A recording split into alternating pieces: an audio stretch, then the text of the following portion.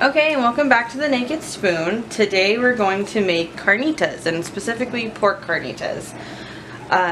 Now, when you're going to do this, you have to plan in advance. This is not something you can make in an hour. This is an all-day thing. It's easy, but it's time-consuming, but it's full of really complex flavors. So this is what you're going to need. You're going to need onion and garlic. That's pretty much a staple, and it's going to be cooking all day. So as far as size goes, that's up to you. If you're not a big fan of onion but you want the flavor, you can leave big chunks so that way you can pull them out later. I chopped them because it is going to get soft later. 4 cloves of garlic, a teaspoon of pepper and a teaspoon of salt, a teaspoon of oregano, that's dried oregano, a teaspoon of cumin, C-U-M-I-N, and a tablespoon of chili. Then you're going to need 3/4 cup orange juice, and I know that sounds weird. You can actually squeeze an entire orange if you want. I store-bought orange juice, and this is 1/4 cup lime juice. Lime juice, you can just juice a lime if that's what you want to do, or you can buy lime juice. So we're gonna, and then you're going to need 4 pounds of pork shoulder, and that's really important, no bone. And that's what's going to be cooking all day in a crock pot, and I recommend getting a crock pot that is big enough for your pork shoulder. So let's go ahead and get started. When you're using a crock pot, you need to have some kind of liquid. You can't just throw meat into a crock pot. First thing that I did is I used a liner for my crock pot, and that's just so it's easy to clean up. It doesn't affect the cooking at all, at least it shouldn't. The reason why I use it is I do not like cleaning a crock pot. It's heavy, it's ceramic. So I buy these bags so that way I'll use a crock pot more, because with a crock pot it's really easy to cook really yummy food all day with family. So it's really nice. I also use this Kitchen Art. This is a really neat little tool, and I really recommend getting one. I don't even know if they still sell them, to be honest with you. It used to have a magnet on it to keep it on the fridge, but it measures anywhere between a tablespoon and a teaspoon. It's really easy to clean, and you can pretty much measure everything out of this. So this is what I use. It's a really neat little tool. It's one of those infomercial kind of things, but it's actually not as silly as you think it would be. And so I have 1/3 of an onion. The recipe calls for a full onion, but I'm not a fan of it, but I still want the flavor there. And then 4 cloves of garlic. I'm going to mix my orange juice and my lime juice, and just let these get mixed together. Now what you can do as well, I had this already put together because I want the acidity on my meat. But what you can do is you can mix this and put this on the bottom and then put the meat on top. And so what I'm going to do is I'm going to put it on top and then lift the meat and let it get underneath. And this is on low. It's cooking for 8 hours today, so we're actually making this in the morning. My kids just had breakfast. So if you have plans for a day, this is a really good meal to start in the morning.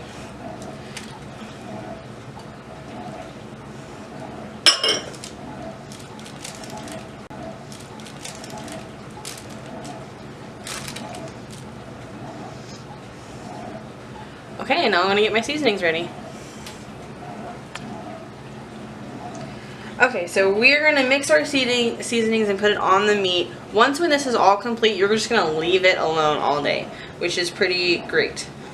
So I'm going to go ahead and mix everything together.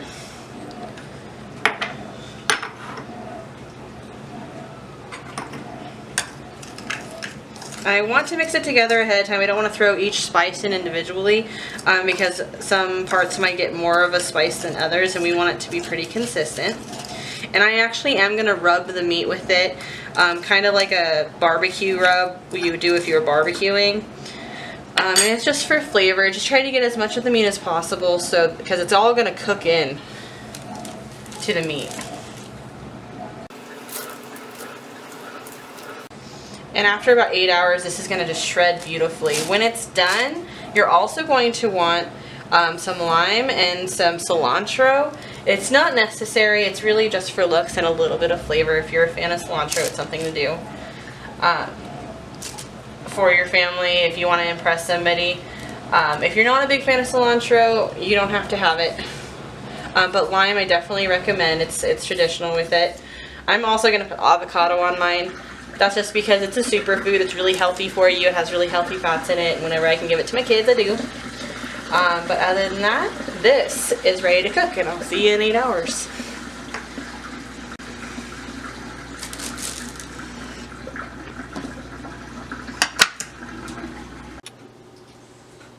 Okay, so it has been exactly 2 hours since we started it, and I wish you could smell it because it smells amazing, and that's what it looks like right now.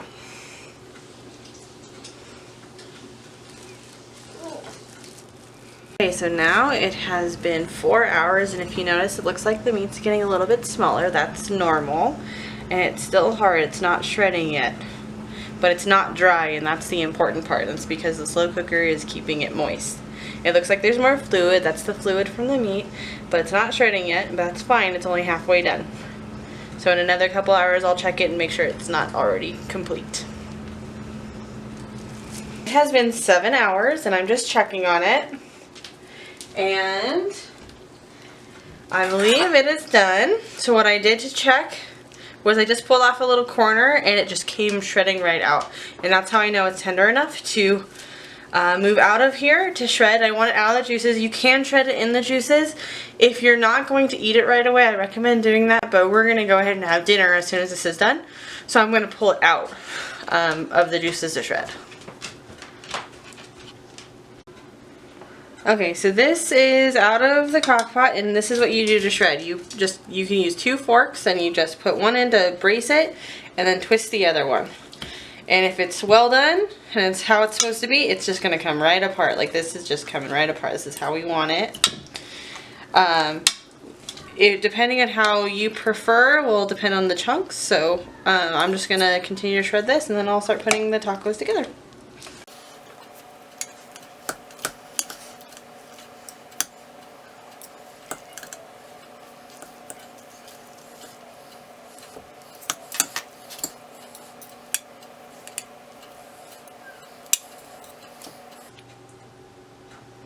Okay, now we're assembling the carnitas. I have a neat little thing that heats up tortillas and then keeps them warm. It's really nice. I've already heated up my tortillas. Corn is what's traditional with it. My husband likes flour. A lot of people like flour, but it kind of makes them a little bit heavier. This is actually going to be for my little girl. So I just put the tortilla down, put a little bit of meat. This is queso fresco. This is how it looks like. So queso is not always that liquid cheese. It comes in this form.